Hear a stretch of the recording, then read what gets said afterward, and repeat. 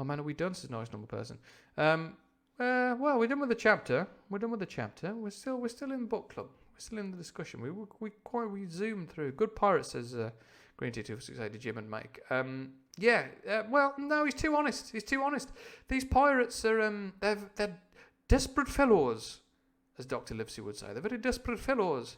They'd kill a man and drink his blood simply to earn 50p. Yeah, we did have Jim doing a backflip. We had Jim jumping out of a boat, grabbing onto a branch, spinning round 4 times in the air, flying up, landing on his feet in a bush, and then running away into the jungle. It was pretty amazing. Pretty amazing end to that chapter. If he was underserved, yeah, maybe if Long John had sort of take him on as a sort of apprentice pirate. And he's had. I mean, a lot of these pirates they've had hard starts in life before we're so quick to judge. They're pretty. I mean, they're from pretty. There's a lot of interesting research about this, about who became pirates back in these times, in the golden age of piracy. There's a very interesting. There's the geopolitics of piracy. Very, very interesting stuff. Pirates seemed mainly to have been from the West Country and the Southwest, which is we know from the sort of Robert Newton Long John voice. That seems to have survived into modern culture. The fact that we know about that, although I think that might just be an accident, to be honest. Coastal towns, poor coastal villages. A lot of Irish pirates, a lot of Welsh pirates. Again, from the west coast of the west, the coast of Wales, the southwest coast of Ireland, and of course, and then later on from the big seaports, the big sea cities like Liverpool, like we've sort of roughly placed Long John from. Not a lot of London pirates mentioned, I don't think. But these would have been people who lived in rural hamlets and things that would have then gone down to the sea, gone down to the docks, found their way onto navy ships. You imagine getting crime going at sea in the 18th century must have been really hard. You've got to get a ship for starters. You've got to get yourself onto a ship. Then you've got to somehow make that ship your ship. Then you need a whole crew of people constantly working the ship. Because there's no put the key in the ignition and go for these lads. You've got to have somebody on the helm, somebody on the rudder. You've got to have people up the rigging, people in the crow's nest, people washing the decks, people cleaning the guns, people manning the portholes and the cannonade. An investment, says Green. Well, yeah, it is an investment, I suppose. Becoming a sea criminal. A lot of violence, a lot of murder. A lot of, but also the scale of it was.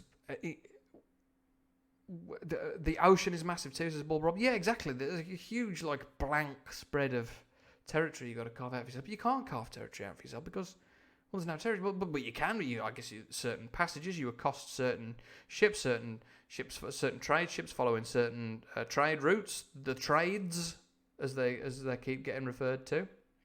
In Treasure Island.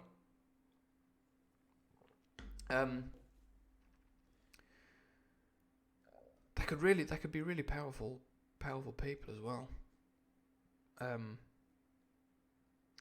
do you even guard your power? Well, exactly. You've got to be constantly on the alert, haven't you? You've got to be constantly following the right wind, in the right current, but also not being caught and found by the fleet of the Spanish Empire, the fleet of later on the British Empire.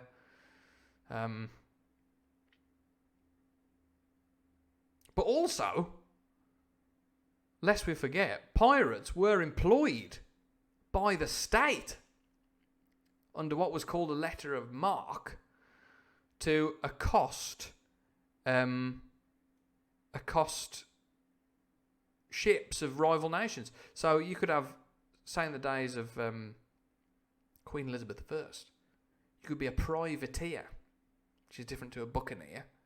A privateer would be basically a self-employed, freelance pirate. And you just go around blowing up Spanish ships, nicking the gold, bringing it back for the Queen, keeping a bit of it for yourself, disrupting Spanish trade, disrupting Spanish commerce. Spain, an enormous threat to England in the 16th century, in the 17th century.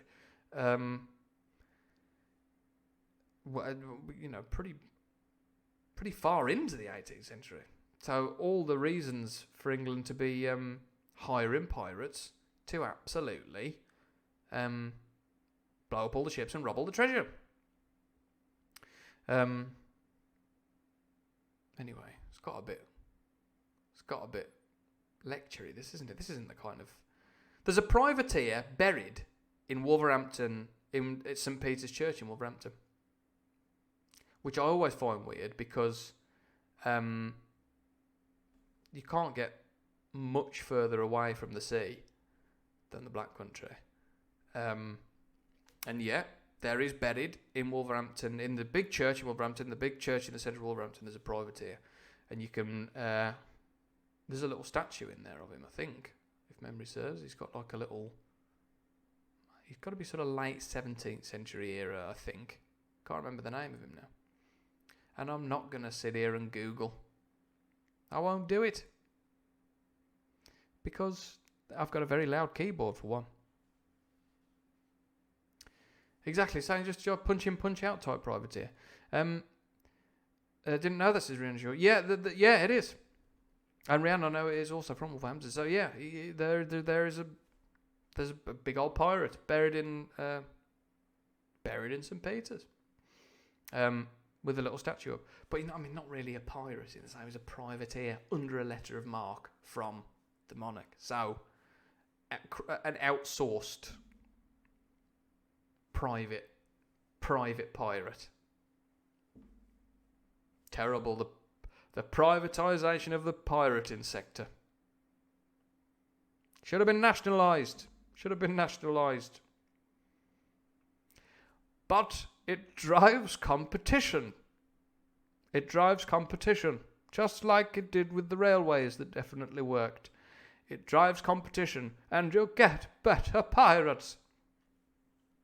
That's a Thatcher impression, isn't it? That's Thatcher as Queen Elizabeth I having an argument as to the merits of nationalising piracy or hiring private pirate contractors.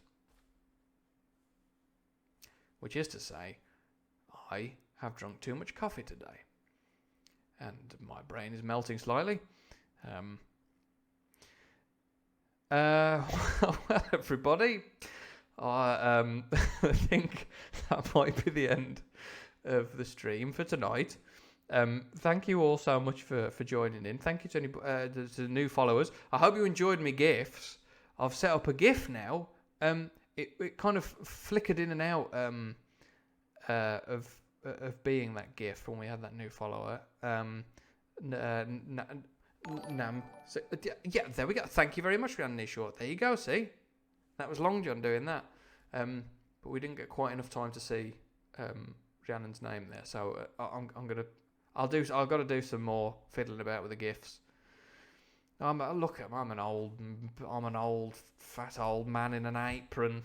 I don't know how to do GIFs. Look at the new Pokemon follow animations. Watch Slowpoke very gently trundle behind the trailer. Oh, what? Wait, what's Pokemon Follow? Is Pokemon Follow part of Pokemon Go? Is that now where you can have like a buddy Pokemon and follow you, or is this something else? Because there's now Pokemon Snap. Is that right? Where it's like Pokemon Safari. Now I'm a big Pokemon fan, a Poke fan, you might say, but I haven't got a clue what all that is. But I'd love to see a little Slowpoke. The new DLC, the Isle of Armor DLC? You can have a little Slowpoke following you along? Is animation for following to 50 pence? Yeah. So your Pokemon can follow you now? Like in Pokemon Yellow? And Pokemon Heart Gold? And Pokemon Let's Go Pikachu and Let's Go Eevee? Oh, no way! Oh, I've got to download that now. I've bought so many games during lockdown, and I've played them for... I've been playing Fallout 4 today, which I bought in about 2015. Pokemon Deep Space Nine, that would be great. Pokemon in space. Very much like Pokemon Sun and Moon, Pokemon Ultra Moon, when you could go through the Ultra wormholes. Oh no, I've got to download that now as well. I've bought Animal Crossing. I've bought The Sims. Oh, thank you very much for sending the link, nice normal person. I'm going to definitely have a look at that immediately. I have weirdly been logging off from these and then going on the official Pokemon website. Oh man.